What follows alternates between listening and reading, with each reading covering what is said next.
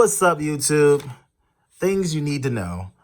Yeah, don't go to a dealership. Go to an actual private mechanic. And I have a first world problem that I've figured out, and I thought I'd share with other people.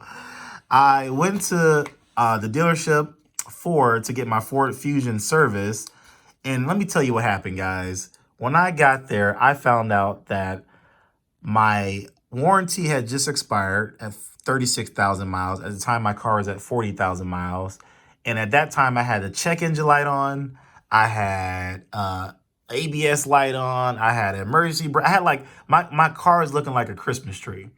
So unbeknownst to me, I get to the dealership and they said, oh, because you were out of the warranty, we're going to charge you $109 per assessment. So $109 to find out about the check engine light.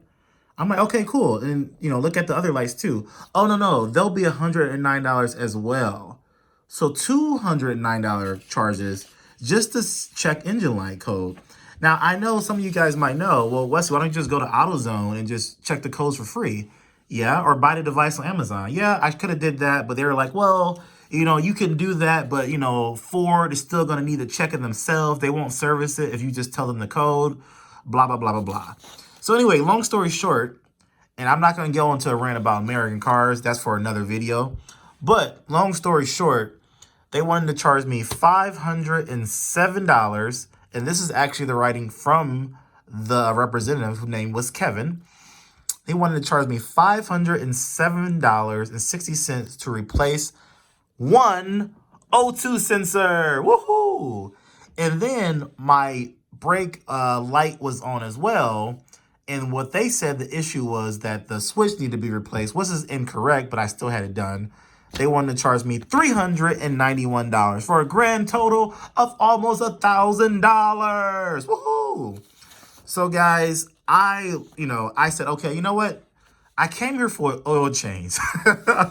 I kid you not. I came here for a $49, $50 after tax oil change. So I said, go ahead and just do the oil change. So I went to a private mechanic. I talked to a guy who knows a guy.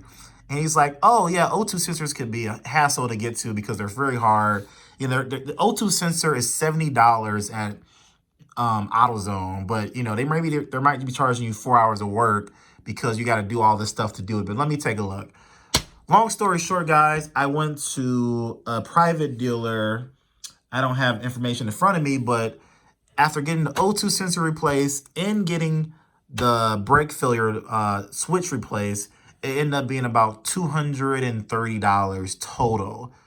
So do not go to a dealership to get your work, work done on your car. You might want to look at independent, mechanic. So that's my story.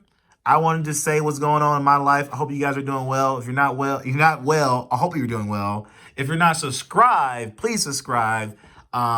I know this is a different video than I usually have, but I wanted to put out some content today, and that's what's going on with me.